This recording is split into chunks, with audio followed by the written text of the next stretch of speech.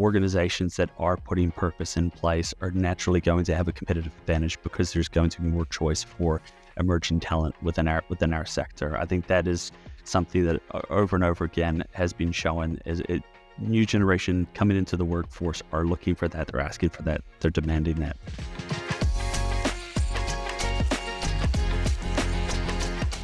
Welcome to Insights as a Service for another week. Just before we do kick off this week, I do want to say thank you to everyone who is clearly watching on YouTube alone. We've suddenly got to the point where we've got a couple of thousand views for each episode, which is amazing and a big jump up. So to the guests that have come on and obviously helped us create interesting content, and to all the people watching, thank you so much. It's a really good indicator that we're on the right track and creating something of value. So on from that, and like and subscribe, smash that button, blah, blah, blah. But to kick on with that quality content, today we're going to talk about something we haven't talked about before. New content is always interesting.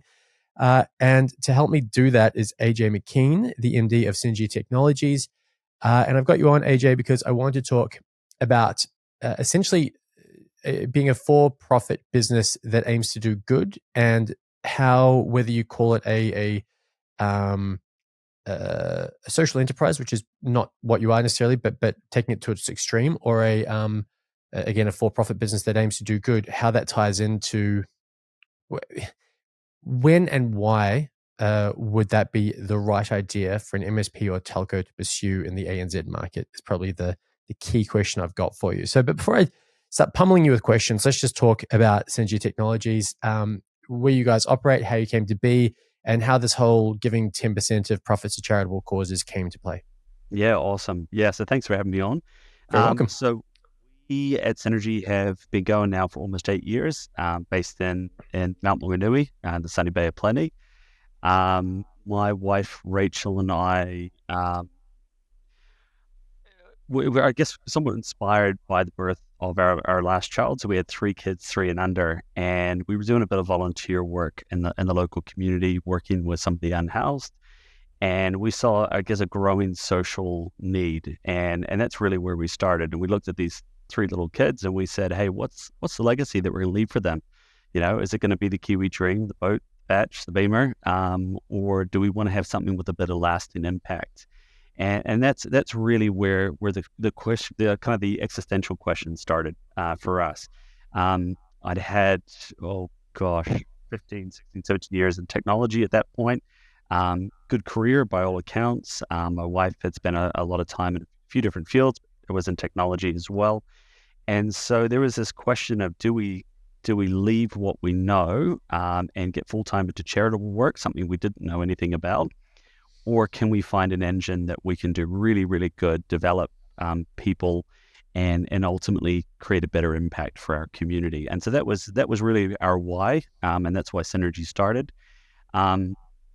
And then I guess out of that, a really strong view of our values formed. We put people first as our number one value, and that's kind of been the guiding light. So that's our why. Our what. We're an IT managed service provider, so over a couple of different segments. Our SMB market, where we're supporting customers end to end, from troubleshooting devices to building out IT strategy and roadmaps, and then our larger customer segment, very heavily focused on systems management. So looking at patch management at scale, deployment and management of devices, monitoring, and effectively infrastructure management and support is kind of where we're at. But again, back to our why, very much wanting to try and, I guess, leave our community in a better state than we found it. And that's kind of been our mantra, is going each environment we're in, how do we leave it in a better place? Nice. So step 1, be a good person. That's important. I like that. Something for me to aspire to. So how did you come up with the 10%? Yeah, so I think the idea was really something tangible that we could lock into. I'm a simple person, so it was some basic maths that we had to do, and it was just a measure that we knew we can put in place. Initially, we shared 10% of all services revenue, and then as time progressed, revenue came in from different places. So we looked at it. We said, "Hey, we just want to look at operating profit." And that's a really good measure. And again, as a starting point, so we wanted to set a baseline. We've stuck to that since day one, since our first invoice went out, right back at the very beginning. We kind of set that as a low bar. So we always stretch ourselves and go, hey, what else can we do? How can we push beyond that? And it's a constant challenge. But again, it's something that stays static, and it's something that we vocalize between our team, accountants, board advisors. Everybody's aware of that as a minimum standard. Okay, great. So in a conversation today, I'm keen to have you use your experience to talk both to that, but also to I guess the wider industry movement that we're starting to see a little bit of, which I was just saying to you, I guess off air, very industry based term there, but that I'd seen on a CRN article that Queensland-based Tech for Good was announced or had announced its launch in Australia recently. I think this was about a month ago now. Full stack technology business, MSP, basically, that's pledging to deliver 50% of its profits to charity in support of the United Nations 17 Sustainable Development Goals, SDGs, such as poverty alleviation, quality education, clean energy, blah, blah, blah, blah. So it's certainly not just you guys. Here's another pretty clear example. And in this particular case, using it as a part of their marketing strategy to drive awareness of what they're doing and create a point of difference. So I guess one of the questions I've got is I've got so many questions, but the first one, let's start with this. When do you need, in your view, to make this decision? You made it as part of your starting process, right? You decide this is what you cared about. This is why you were going to do it. Do you think a company, an MSP, would be capable of making the pivot to really looking to make social impact at a point later down the path? Or is it always a case of it depends on who your shareholders are and what their expected return is? Yeah, absolutely. That's a great question. So, hey, for us, like I said, that was a guiding principle for why we started. And I think, there's no shortage of books out there. And as Simon Sinek, it brought a lot up around the why. And I think every business should have their why. I think the big thing that I think all businesses need to look at is a wider stakeholder lens. So we look at, as a Friedman and businesses existing to return profits to shareholders. I think it's been proven quite frequently that that's a dated view. I think businesses as a whole, have had a lot of impact in creating some of the problems that we look at socially and environmentally. And I think that there is a corporate responsibility to look at how businesses can be part of the solution, not just, was it Google's mantra around don't be evil. Do no evil or whatever. Yeah. That's it. But beyond that, a responsibility to actually do good. And I think so, anywhere along the journey is a good place to pick up. It's never too late to start the conversation, and it doesn't have to be big and gnarly. I mean, for us, it was 10% of operating profit and building off of that. It can be small gestures that start on that journey, but it's something that needs to be brought in at a governance layer all the way through the rest of the business. I think it needs to be something that becomes conversational. It's something that an emerging workforce are looking for. Your Gen Zers are saying, hey, you know what? I think 9 out of 10 are looking at companies' values and purpose as a deciding factor for where they land. Over 40% of them are saying, hey, we're going to pick a business that has a purpose as a higher priority than even our salary band. It's not an out not to pay people well, but it indicates that there is a growing workforce that's looking for it, and there's customers that are looking for it. So I think there's a huge benefit to starting on that journey wherever it's at. One, to do some good, but secondly, because it's good for business. What do you reckon your business would look like if you hadn't taken this path? Can you think of any sort of tangible ways in which you would have either succeeded less, or are there some deals in which actually you haven't won because, I don't know, people don't like you doing what you do? I don't know. But are there any tangible ways that you think, hey, if we weren't doing this, we wouldn't be there, or we would be even further ahead? I think so much, at least for an owner-operated business, so much of who the company is extends from who we are. And so I couldn't really imagine a world in which there wasn't some impact. And we were just talking prior to this. My mother unfortunately just passed away recently, but one of the things that she instilled in my sister and I was a view that everything we do had to have a lens of a greater greater picture, that we weren't the sum of just what was in front of us, but of, the environment that we were in. And when we had something, we needed to be able to use that for some good, whatever that looked like. So I don't think I could separate the two. Fair enough. Yeah. Fair enough. The thing for me is there's so many good causes. How do you continue to pick the ones, and do they change? Like if you support a particular cause this year, do you feel sort of honor bound or duty bound to continue that support, or do you have to share it around evenly? Yeah, listen, it's really hard. And it's hard because there's no shortage of need, and there's no shortage of amazing not-for-profits that are just doing amazing work within the community. And we want to be able to support all of them. Mm-hmm. And so I guess for us, there's a few things. One, we want to make sure our team's involved in the process as well. And so they'll bring organizations forward that they've seen, having really good impact in the community. And even our customers, some of the organizations that they're supporting and getting behind that we'll look at. Ultimately for us, again, like I mentioned, our number one value is people first.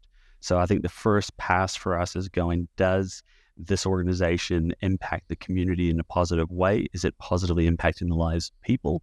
And in which case that piques our interest.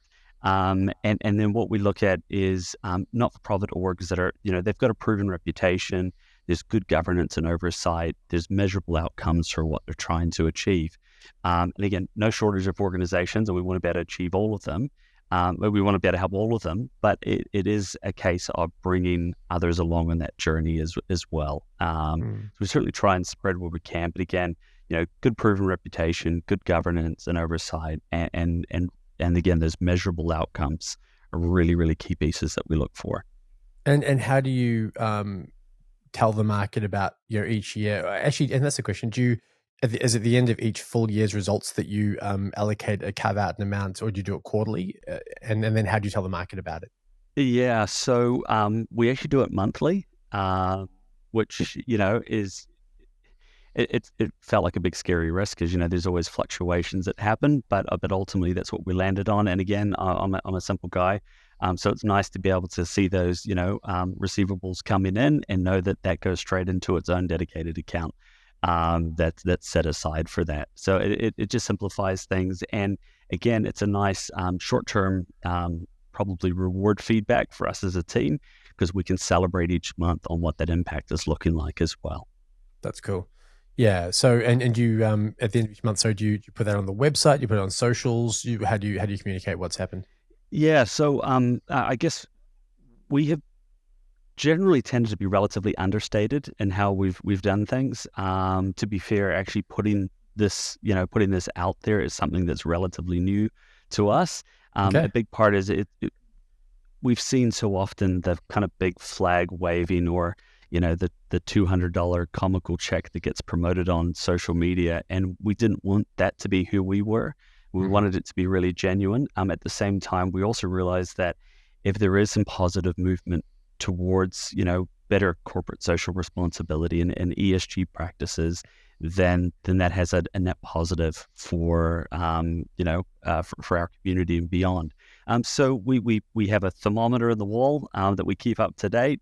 And it's something, again, that comes up at every board meeting. It comes up with every meeting with the accountant. Every element, every individual within the business is aware of where that's at and how we're progressing. And I guess the big, the BHAGs that we set around that and the goals that we want to be able to achieve, that comes out as part of our strategy.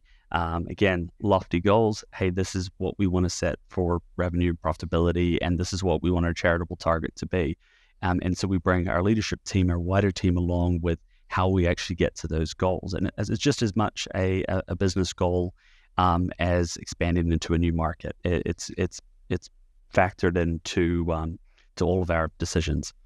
It sounds like you're using the scaling up framework. No, not necessarily. Okay. Like, again, Scaling Up's great book, great framework. It's probably just been something that has evolved and adapted with time. Your take on it? Yeah, fair enough. Hey, look, we follow the scaling up framework at Lightwire, but I can't claim to have nailed it. a one-page strategic plan is always it's always like we're almost there, and then the next year rolls around, it's like, damn it, we have to go again. But yeah, so no judgment, but just a lot of those BHAG and having the purpose and all that sort of stuff. I think what we've touched on there is interesting, though. Keen to dig a little bit deeper into it, which is when you look to make a social impact, there's a real balancing act between being genuine, being accountable, and not being seen to be to be making bank off the back of claiming to be behind a particular thing. And I guess the other balancing act is to actually get reward for what you're doing, because ultimately you want to do better, because 10% in your case of everything that you achieve from an operating profit perspective goes back into the things you care about. So that's the whole reason everyone should give a shit and get excited and get to work and be pumped and give your customers great satisfaction and service and blah, blah, blah. Drive that NPS score up, get referrers, get more business, blah, blah, blah. You get it. Point being, how do you, and it strikes me that maybe you are very, very aware of that, and almost being too reticent maybe to really tell the market about it, because you don't want to be seen to be that I'm doing this for, I don't know, self-interested reasons. Yeah. So I guess what's your advice for given you're coming on this podcast as probably the first time you've spoken about it, because I hassled you and made you do it. What would your advice be? Would you do it any differently going again? Any other MSP thinking about maybe doing something similar? How do you get the balancing act right? Or is it less about how the market sees you and more about how you recruit and how you talk to people internally to keep them there?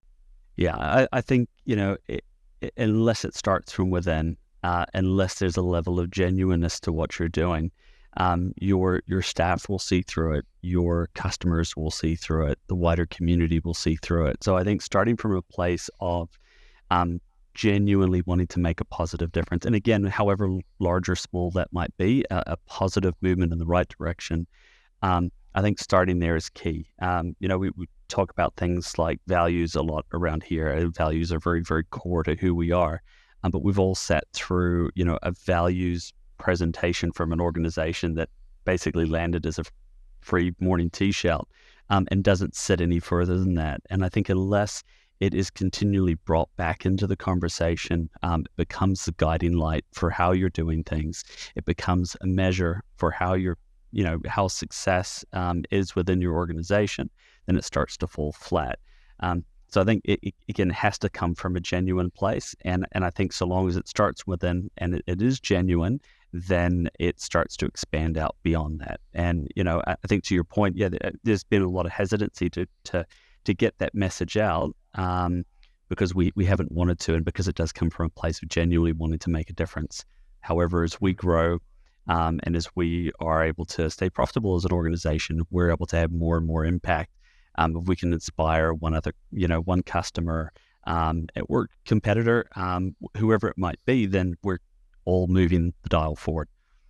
Yeah, that's right. If you can normalize it, then you're only achieving more of what you yourself set out to achieve, right? If you get competitor B to go, man, they're keeping their staff happy, they're obviously providing great service, their customers are sticky as hell because they've all bought into this thing, we better do something similar. Even if it's maybe not coming from the same place initially, it's still getting the same outcome. So absolutely, that's it. And there's again no shortage of not-for-profits that have a really really effective models and how they operate and really high impact. One of the groups we work with here, Good Neighbor, 10, 11 staff, a couple hundred volunteers.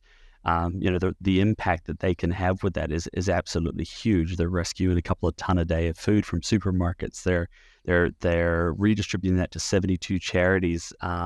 There's community cleanup projects. There's wraparound support. That kind of impact is absolutely massive. So whatever, even if it's a token gesture initially, as you said, there's still impact. But I think as you start to align with some of these organizations that are doing great work, there's a level of inspiration that comes from that as well. And there's no shortage of long days in any business. We've got rough days. I think the thing that keeps me going, that keeps their team going on those days, is knowing that, even if there has been a crap day, we've ultimately had impact, beyond the walls of our office.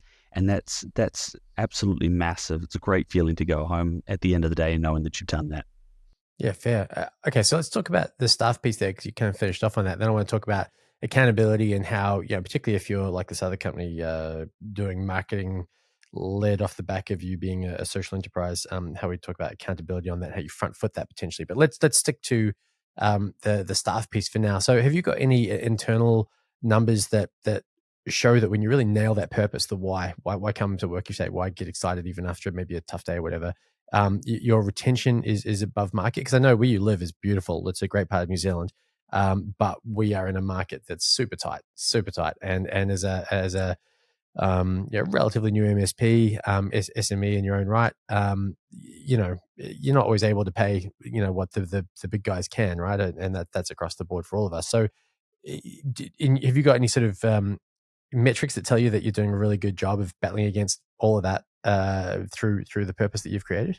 Yeah, and I think circling back to that, I think one of the things that we've identified is when it comes to retaining good people, absolutely purpose is a really key piece. Again, I mentioned around the Gen Zers that are actually looking for that. And I alluded to around paying people well. At the same time, we've got to make sure, that's one of the things that we should realize is that we needed to pay, upper decile and in order to attract and keep good people. So I think it's more looking at what our wider stakeholders look like, not just shareholders, but stakeholders. And our team are part of that. So I think retention and a strong culture, absolutely purpose, values, and making sure that there's something that's bigger than us is front of mind. But I think it's also ensuring that, looking at culture and retaining people is still more than those elements.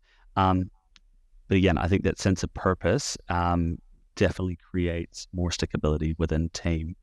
It's certainly what we've seen. I mean, we've just one of our guys here that's just rolled 5 years with us this last month, and the comment for him comes back to, hey, I'm aside from the fact that he enjoys what he does and the people he gets to do it with, it is that community impact that is the sticky piece for him.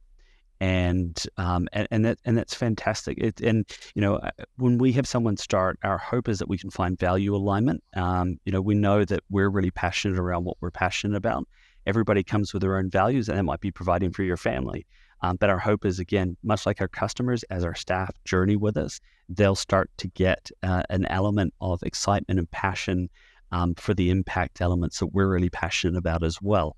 And that's a really exciting piece, is seeing those that come in and go, okay, that sounds really good, but I've heard all this before from other organizations. Or again, much like the values conversation, I've heard people talk about values. Once they can actually see it in action, and again, this is where that genuineness comes back into how things are done. They'll stick with you on the on the journey because it's real, and I think that's a really key piece. What about, so I'm a big advocate of value-based pricing, right? Understanding what you can deliver in excess of the competition, what premium you have in the product or service you deliver, and then that translating into the price point that you can set. Do you find that you're able to set a higher price against companies with a more simple financial focus, or that two things being even, it creates a difference for you in getting or not getting the business?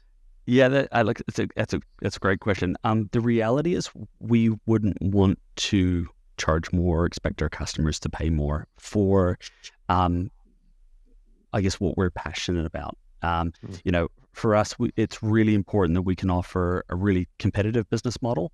So we make sure that we do run an efficient business. We work, again, with really smart people. So they're helping us innovate. We're looking at better reporting, business process automation, actively working on how we can maximize that value back to our customers.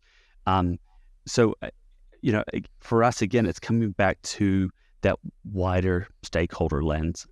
So our stakeholders are, not just us as the shareholders, but our people, our customers, our community. So I think there has to be a good equilibrium and balance across it. So the journey for us is getting our customers on board for having their own impact, not necessarily having their impact, the impact that we have at their expense.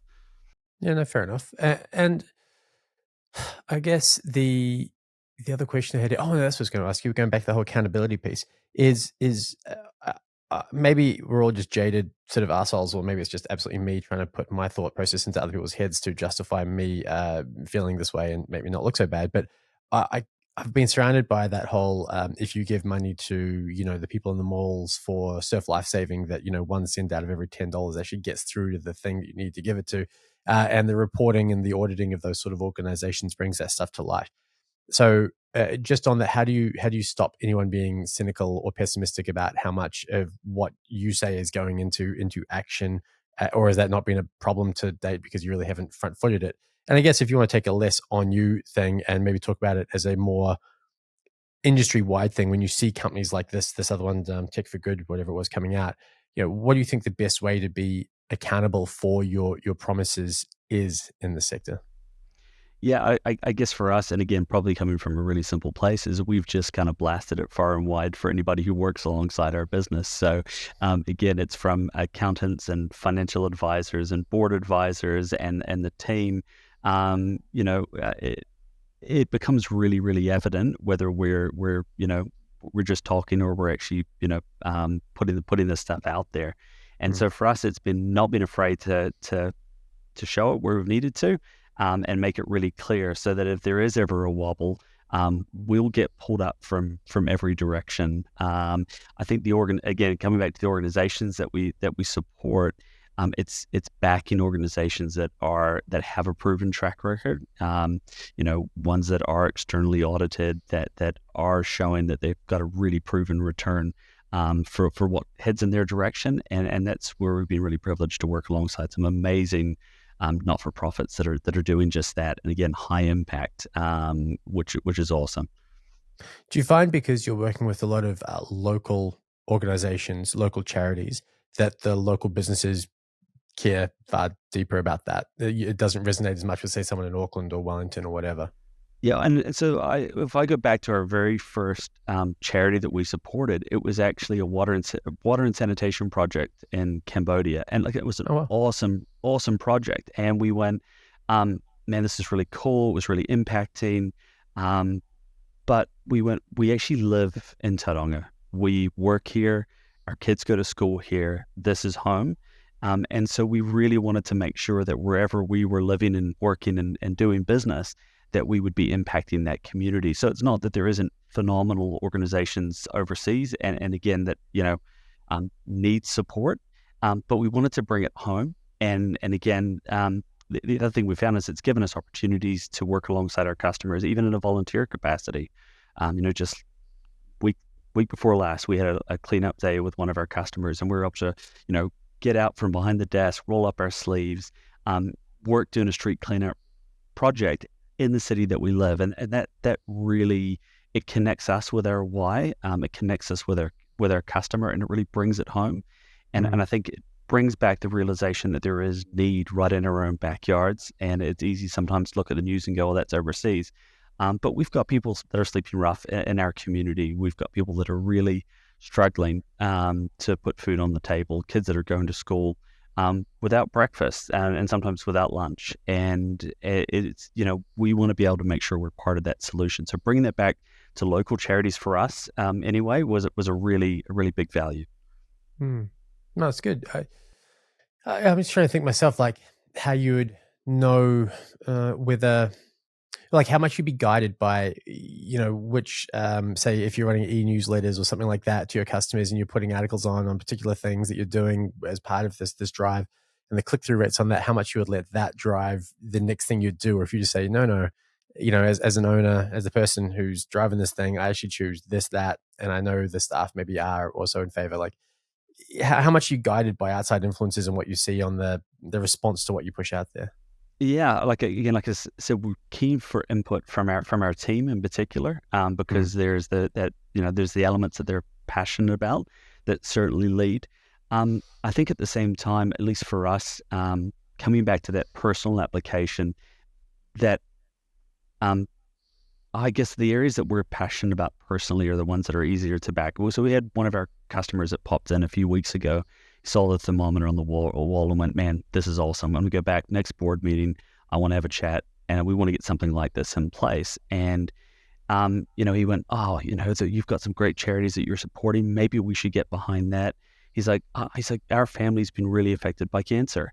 And he said, "I'd really like to get behind some cancer research support. He's like, but I'm not sure that flows through, if everybody else will be on board with that. I'm like, but as a business owner, you are, and you're Mm. passionate about it. So let that passion for the area that you're passionate about lead.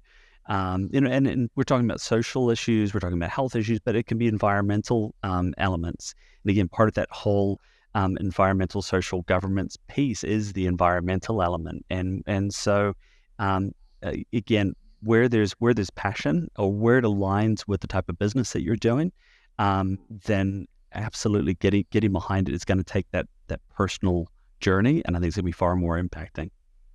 Yeah. So if I'm just touching on those customers, then if you're looking to get a new customer, I'm business A, and I'm looking for essentially managed services. At what point in my journey as in reaching out to you would I realize that you are looking to do good with the profit that's generated? Would it be in the first proposal? Would it be in the second one? Would it be once I'm on board? Like, when would I find out? Yes to all of the above. Okay, cool. So the moment you get the website, you'll see it on there. It is something that we lead with. However, I'm also really aware that if we don't have a good product or service to go along with that, then it all falls a little flat. Patagonia, Allbirds have all had a really, vocal message around sustainability. And but if they delivered a crap product, that message is going to fall flat. So we ensure that it's in there, but we know that ultimately we're there to deliver on what we're hired for, which is delivering an exceptional service experience for our customers, and Mm. and delivering really, really well. But as an output of that, the charitable impact is definitely there. I think that's a big thing. We've got to make sure that the impact, the input is well protected, so that the output can be sustainable. And but yeah, absolutely, it's something that we'll lead with pretty quickly into the conversation. But we understand that, again, back to that whole values alignment. Um, uh, it's a journey, and we're hoping to take our customers on that journey along with us, and thankfully have some amazing customers who are very much on board with that, and doing some amazing things at a size and scale that we simply couldn't, based on the size of their organizations. So what commonality then, other than maybe locality, do you have across your client base? Um, So I think first off, we probably have a no dickhead policy. Fair. We we want to work with good customers with good cultural alignment. That's a really big piece for us. We work with customers where we're not just a commodity, but are seen as an extension of what they do. And again, going back to the old Google mantra, is looking for customers that aren't doing evil, Mm. as a starting point. So as a small business, I think some of the more difficult things that we've had to do has been to walk away from customers that haven't been a good fit. It's a difficult thing to have to do. But every time that we've done that, it has been absolutely far and away the right call, both from a cultural impact, but just putting our head on the pillow at night, knowing that we're doing the right thing, True to your with values. true to our values. Absolutely. Mm. Uh, where do you think it's going? Let's focus on the tech sector. Do you think this is going to grow in popularity? Do you think there's a band in which it works better than others? And yeah, what are you seeing, I guess, across New Zealand particularly? Yeah, so I think, again, a lot of that's, we know we've had a lot of labor constraint, and we're still, even touching into this recession, we're still seeing really low unemployment. We are seeing a competition for talent, and I think that organizations that are putting purpose in place are naturally going to have a competitive advantage, because there's going to be more choice for emerging talent within our sector. I think that is something that over and over again has been shown. Is it New generation coming into the workforce are looking for that. They're asking for that. They're demanding that. Um, the more and more there is, think of organizations, again, on a more global scale, organizations like Unilever, who put in, I think back 2010, 2011, something like that, put a big sustainability plan in place, um, saw a 300% increase in revenue off the back of that. Their for-purpose brands that they were running far and away outpaced their non-purpose-based brands. So there is overwhelmingly a move towards, both from a consumer standpoint and from an employee standpoint, working with the organizations that are having positive impact in what they're doing. And tech sector is no different. Nice. Okay. And what would you caution another MSP in Australia or New Zealand who's looking to maybe take up something similar to what you're doing? Any pitfalls that you would say in particular to watch out for, or any things that if you had your time again to get even faster traction, you would? Yeah, and again, just from our learnings, having just taken an adaptable model where you need to. So, like I mentioned, we had a percentage of services revenue that was the first pass we had with this, and it was a great place to start. We had really good impact, but again, revenue shifted. There was, we had to. You want to make sure that you're still protecting your profits, that you've got some other elements. So we had to shift how that model worked. Um, but again, I think it's taking that first step, whatever it looks like, and something that's easy to measure, easy to manage. And again, simple guy. So I like the notion of having just a set percent that we know is there, that's coming out. I think not getting too fancy with it and Mm. starting small is a really good place. I think it was Salesforce that they're 1-1-1. It's like 1% of revenue, 1% of product, 1% of time that they put out to their team. So I think it's something measurable, something simple, and really it's just making a start.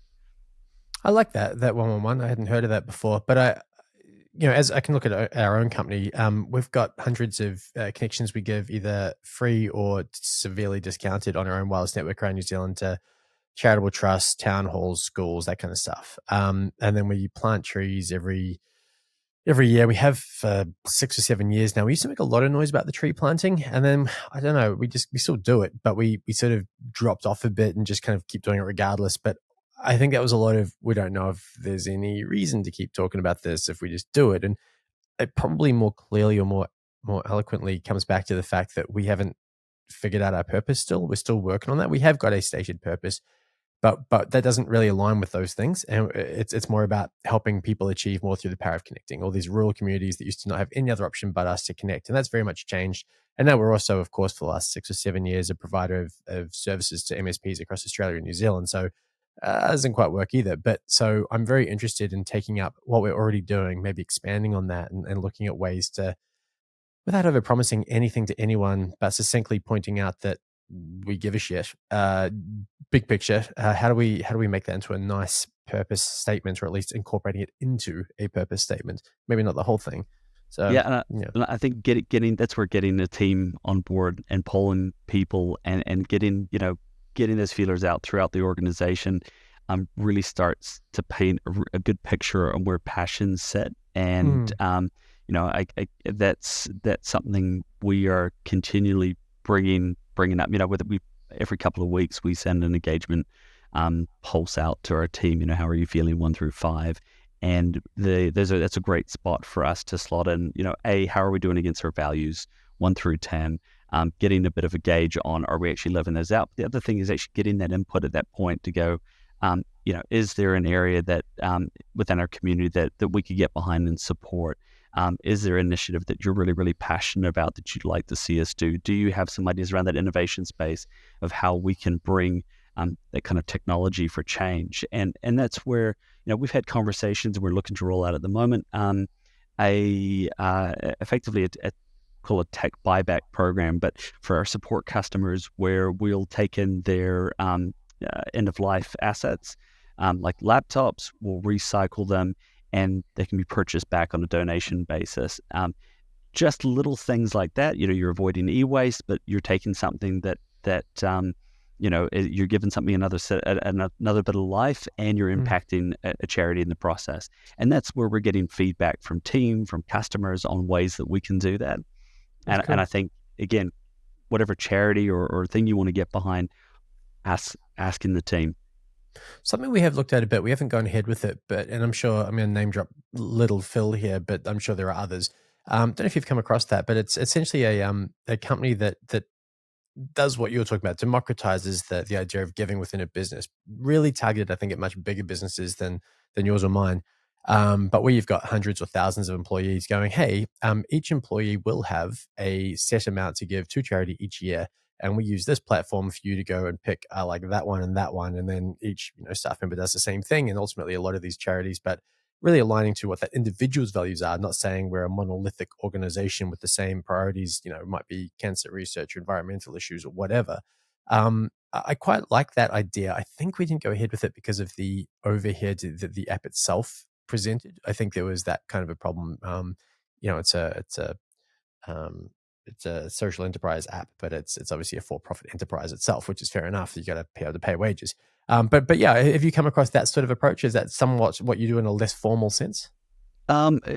Yeah, I guess, and again, it's a bit smaller team, so it probably makes it a little bit easier to Sure. read the room. But I know even things like payroll systems that will give you the option within the payroll system to designate a charity, so you can actually have that taken out as part of your paycheck. So even just those little elements become really, really simple. Organizations that are just doing something as simple as volunteer days. And saying, hey, you know what, you get a day or two a year that you can go volunteer for, with a charity of your choice. Put some of that decision making back with the staff member, and again, democratizes it a little bit, and gives them the space to do good. Nice. Okay. Well, I reckon that's a good place to leave it. But I'm sure there will be people listening, because this is obviously aimed at MSPs and telcos across Australia and New Zealand, who will have questions and be keen to at least reach out and maybe connect. So I'm assuming LinkedIn is the best place for everyone to get a hold of AJ McKean. Yeah. All right. I'll find you there. And of course, Synergy Technologies. So that's the play. Okay, cool. Mate, anything else you want to hit us with before I let you go? No, again, I think we've touched on it. It is really just taking a step and doing something. We've talked about stakeholders, expanding your view as a business of who your stakeholders are. Look at the environmental impact, look at the social impact, look at the wider community, and acknowledging that, I guess not just taking a short-term profitability view, making sure that your purposes, values as a business are, you're relentlessly sticking to them. And again, just taking a step and doing something is a great movement forward. Good man. Well said. All right, AJ, you're doing good things. Thank you very much for coming on the show. Also, cheers. Thanks for having me. Thanks, mate.